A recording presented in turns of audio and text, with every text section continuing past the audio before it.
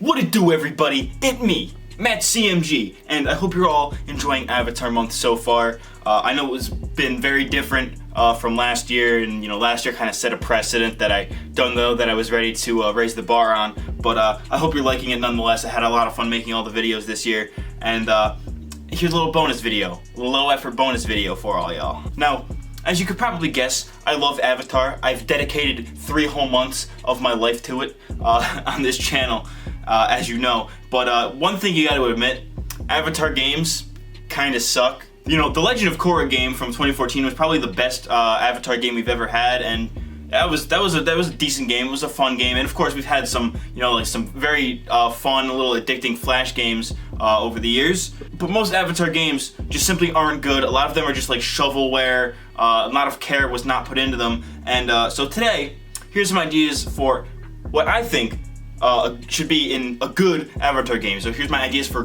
good Avatar games. Alright, so let's just get this first one out of the way. An Avatar Battle Royale game.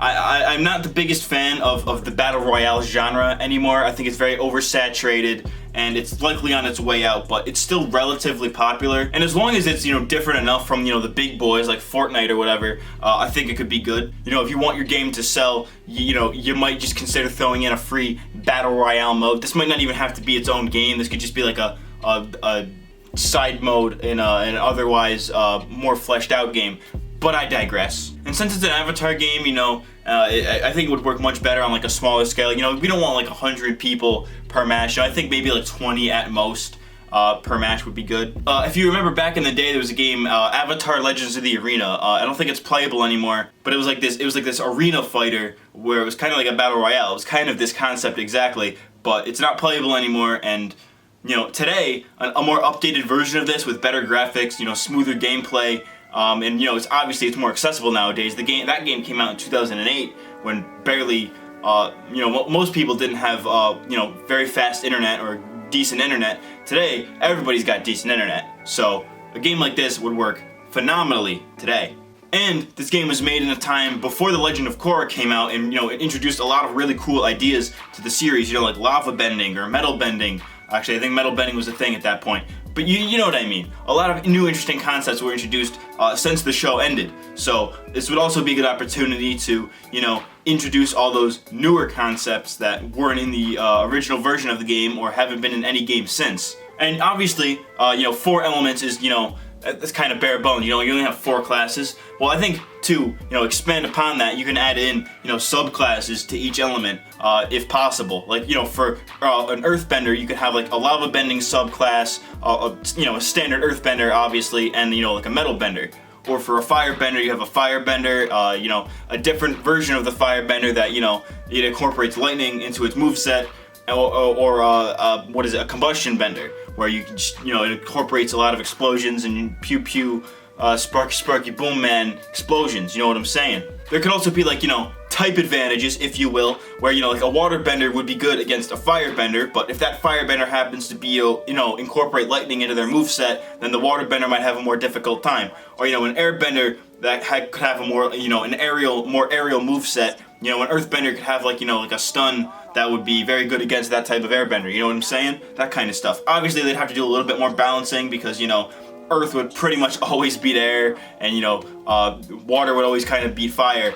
But, so I think if they mix and matched it a little bit, do like, oh, fire is good against air for some reason, something dumb like that, obviously they'd have to balance it a little bit, but, this isn't just, this isn't a set in stone thing, obviously they'd change some stuff. It's an idea. Moving on to idea number 2, this is kind of similar to the previous idea, but, it's just more refined and more focused on one-on-one combat. It'd basically be like a 3D fighter in the same vein as that upcoming Kill la Kill game. It's just a 3D anime game, but with Avatar characters. Obviously with these types of games, they don't have to stay, within canon. They can have Aang fighting Korra or Kyoshi fighting Roku. It doesn't matter. Of course, they'd have to have all the side characters, all the fan-favorite side characters. You got your Tophs, your Kataras, your Sokkas, your Makos, your Bolins. Everybody is here. It's Super Smash Bros. Melee. What am I talking about? And obviously if 2 characters happen to share the same element, like Zuko and Mako for example, They both firebend, but they would play differently from each other to differentiate it. Because obviously, if they both played exactly the same with firebending, it would be boring.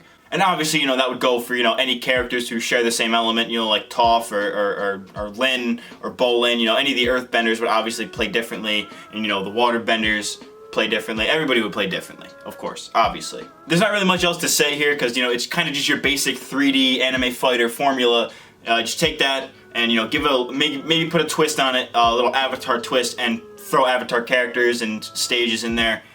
I'd be a happy boy. And you know what? While we're at it, idea number 3, let's just do the same thing but with a 2D fighter. Skullgirls, you got your Dragon Ball fighters, that kind of game, but with Avatar characters. That sounds pretty cool to me. I don't know about you. And I know, I've been making a lot of anime game comparisons recently in this video, but Dragon Ball Z Kakarot is coming out soon, and it looks really cool in the sense that it's like this open world game that'll supposedly retell the original story, but with new stuff and new interesting ways to do so, and obviously a lot of it's open world, so that sounds fun. Now let's take that concept and apply that to the Avatar world, and you got yourself a fantastic game right there. The Avatar world is so vast, and the lore is so deep that it's just begging to be fleshed out and explored by the player. You'd play as Aang, obviously, and you'd go through the original story of Avatar: The Last Airbender. Maybe go a little bit past it, to get to like comic book stuff. But that's the story. Nobody plays these kind of games with the story. Maybe they do. I'm a little bit slow. Anyways, you're not gonna have just the story mode, of course. Obviously, you're gonna need to to flesh that out a little bit. Story modes get boring. If it's just the story mode, it's very one note. It's kind of boring. So while you're doing that at your own pace, you can go do whatever you want. There's like these world building side quests you can do. There's mini games around the different parts of the world. Like you can go to Kyoshi Island, you can ride the elephant koi. It's a little mini game. That sounds fun. And all of this would be at your own pace. And as you progress, you'll be learning new bending techniques that can you add to your move set, and you can maybe switch out at will. Like I can use my my A attack can be a fire punch, but my B attack can be an air kick, and then you can switch those up however you want. You can have water stuff instead. You can just pick whatever you want as your moveset. Maybe it could work kind of like the Sheikah Slate in Breath of the Wild, or just like Zelda items in general, where it's like, oh, you've gotten the power of water. You can pick and choose all these different water moves now for different scenarios. Maybe have like a Kingdom Hearts thing going on where alongside you have like Katara and Sokka by your side fighting with you, and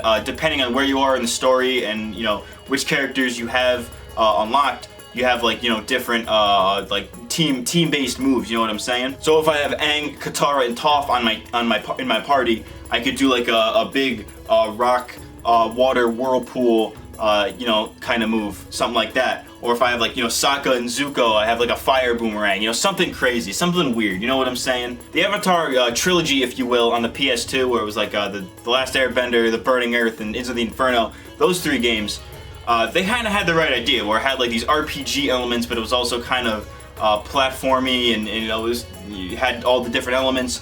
It was a good idea, but I don't think the technology was quite there yet. We were still a ways away. But I think with today's engines and today's technology, I think something like that would totally work out, and we'd get something like this to work, and it would just be phenomenal. I would play this every day of my life. So far today, we've talked about Aang-focused games. Obviously, bending all 4 elements is cool. If the Korra game has proved anything, it's that bending all 4 elements is pretty dang cool. Now, I propose that we dial this back a bit and focus on a different character that's not the Avatar. Your boy, Zuko. Back in the day, there was a game based on the 2010 film where instead of playing as Aang and traveling the world, you instead played as Zuko on his quest to capture Aang, and much like the movie, the game was not very good. I used to have the Wii version back in the day, and I literally could not get past the first stage because the game would literally glitch to broken degrees once I got to a certain point. So the game was literally unplayable for me, anyways. The game was bad, but I think if they took the concept and refined it and made it more interesting, then I think it would be fantastic. Obviously, they should base it on the show, not the movie, because I think most of us want to forget the movie ever happened, because haha, the Last Airbender movie was bad, even though it's true, it's a true opinion, it's bad movie. Something like this could be really interesting, because obviously, if you're playing an Avatar game, you probably want to to use all 4 elements. So giving you a character that only bends 1 element, kind of dialing it back a bit. It's kind of regressing. But I think if you made Zuko's moveset cool enough and gave him enough cool enemy types to fight, that I think it would be a fun thing. And Zuko is obviously a fan favorite character, so seeing more of the story from his point of view would be really interesting. We did get a lot of that in the show itself. He gets a lot of scenes where it's just him and he's brooding and being Zuko in the show. But I feel like we could have gone a lot deeper into his psyche. We could definitely do that in a game focused on him. And lastly, I remember a Flash game from back in 2010. This was when the 2010 movie was coming out, where you played as Aang, or a character that looked like Aang. He had a glider, so that was kind of the point. And you would walk around this 3D platformer type level, and you would collect candy.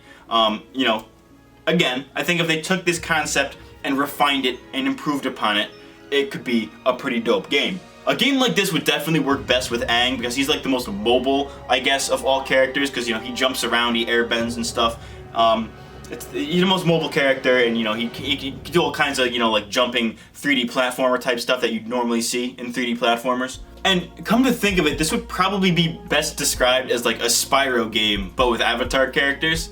So like how Spyro, he glides, he breathes fire. Aang can do the same thing. He can glide on his glider. He can shoot fire out of his hands. He can ice things with water bending. He can blow air out of his butthole, or any part of his body for that matter. Imagine that. Imagine a Spyro game, but with Avatar characters, set in the Avatar world. You play as Aang, you collect whatever. That sounds pretty dang fun to me. Well, that is about all I have to say in regards to Avatar game ideas. Those are about all the ideas that I have. Down below, I'd love to know what you all would want to see in an Avatar game, because I'm sure you all have much better and more original ideas than I do. If you like Avatar games, specifically old Flash games, then consider following me on Twitch at twitch.tv/ChunkyMonkeyGames, because at some point within the next week, between now and when the next Avatar Month video goes up, which should be on a Wednesday, so between now, whenever this video goes up, and Wednesday, I'll be doing a live stream of just me playing some of these old Flash games, and maybe some of the actual physical licensed games that I happen to own. It'll be a lot of fun. Some of these games will be a stroll down memory lane for me. Others will be just completely new. I've never played some of them before. So it'll be a ton of fun. We can talk Avatar, Korra, or just cartoons in general. Anything you want. It'll be a ton of fun. Go follow me on Twitch. And of course, if you missed the stream, you can always catch the VOD over on my archive channel, MattCMG Archives. That's about all I have for this video.